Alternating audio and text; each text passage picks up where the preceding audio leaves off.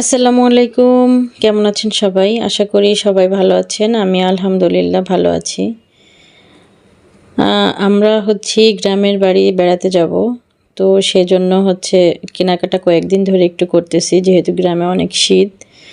আমাদের সবারটাই কেনা হয়ে গেছে। শুধু ওর বাবারটা কেনা বাকি ছিল। তো সেটা কিনতে গেলাম আজকে। এই যে এখন বিকেলবেলা আমরা ছাদে এসেছি। ছাদের থেকে যেয়ে তারপর মাগরিবের নামাজ পড়ে তারপরে আমরা আবার 10 নাম্বার যাব আজকে। তো এই যে 10 নাম্বারে গেলাম এবং কি কেনাকাটা করলাম সেগুলো একটু দেখাই। আজকের কেনাকাটা ওর বাবার জন্য। ওটার ভিতরে মোজা 3 জোড়া, মানে মা, মেয়ে, ছেলে আর ওর বাবা 3 জনের, আর ওর বাবার জন্য একটা জুতা। আর এই সোয়েটারটা আমার দেবরের যে মেয়েটা, সেই মেয়েটার জন্য। সেই যে পুচকো যে একটা মেয়ে হয়েছে তার জন্য, আমরা এখনও তাকে দেখিনি। আর এইটা এক্সপোর্ট প্লাস 1 থেকে 2টা শীতের জন্য কেনা হয়েছে। একটা মোটা গেঞ্জি আর একটা কোট। তো আর এই যে আর একটা টুপিও কেনা হয়েছে বাহির থেকে। তো এই যে গেঞ্জিটা প্রথমে দেখাই, তারপরে এই যে সোয়েটারটা। তো এই দুটো নিলাম। আর তারপরে আমরা বাসায় চলে আসছি।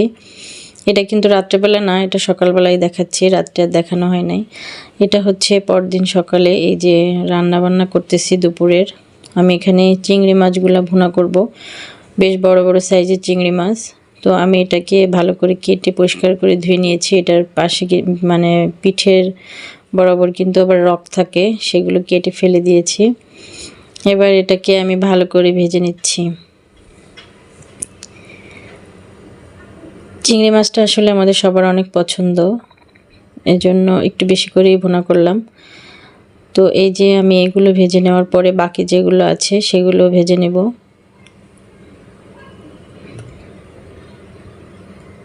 চিংড়ি মাছগুলো কিন্তু একবারে দিয়ে ভাজতে পারলে বেশি ভালো হয়, কারণ এর মাথার ভিতরে যে ঘিলুটা থাকে ওটা বের হয়ে গেলে তখন ওইটা পুড়ে যায়, তখন তেলটা কালো কালো হয়ে যায়। তো যেহেতু মাঝে বেশি, এজন্য দুবার করে ভাজতে হলো। এবার ওই তেলের ভিতরে আমি একটু পেঁয়াজ আর কয়েকটা মরিচ দিলাম। পেঁয়াজটা আমি একটু কম দিয়েছি, কারণ বাটা পেঁয়াজ দেবো দেখে। এখানে আমি আদা বাটা, রসুন বাটা, জিরা বাটা আর পেঁয়াজ বাটা দিয়ে মশলাটাকে এবার ভালো করে কষিয়ে নেব। এর ভিতরে আমি লবণ দিয়ে দিলাম 1/2 চামচ, আর 1/2 চামচ হলুদের গুঁড়া আর 1/2 চামচ শুকনো মরিচের গুঁড়া দিয়ে দিলাম। এবার এটাকে খুব ভালো করে কষিয়ে নেব, যাতে মশলার কাঁচা গন্ধটা চলে যায়।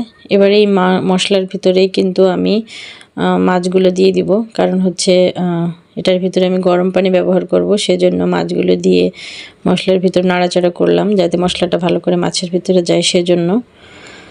তো এই যে গরম পানি দিয়ে দিলাম। তারপর রান্না বান্না শেষ। দুপুরে কী রান্না করলাম দেখাই। এটা পেঁয়াজের কালি দিয়ে ডিম ভাজি আর চিংড়ি মাছ ভুনা, আর এখানে ছিম, ফুলকপি আর আলু দিয়ে ভাজি করেছি। আর বাড়িতে যাব, সেজন্য ভিডিওটাও বেশি বড় করতে পারিনি ব্যস্ততার কারণে। তো এই যে তার ভিতর দিয়ে আমরা দুপুরের খাবার দাবার শেষ করলাম। আর এখন দেখাচ্ছি একটা অর্ডার করেছিলাম আমি আমার শাশুড়ি মা এবং আমার মায়ের জন্য, দুজনের জন্য 2টা। এই যে অনলাইনে কিন্তু এটা খুব আকারে সেল হচ্ছে দেখতেছি। আর যেহেতু খুব সুবিধা মনে হলো, জানি না এখনও ব্যবহার করিনি, কেমন হবে। যদি কেউ ব্যবহার করে থাকেন তাহলে অবশ্যই কমেন্টে জানাবেন কেমন এটা। তো ওনাদের দুজনের জন্য 2টা নিলাম। আর গ্রামে তো অনেক শীত, পানিও প্রচুর ঠান্ডা, তো এটা দিয়ে দেখা যাক কেমন কি গরম পানি পাওয়া যায়, সেজন্য 2টা নিলাম।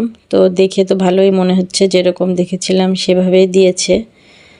আর এখন জানি না কেমন সার্ভিস দেবে। এটা আমি একটু খুলে দেখানোর চেষ্টা করলাম। তো ভালোই লেগেছে। কারা কারা ব্যবহার করেছেন অবশ্যই জানাবেন।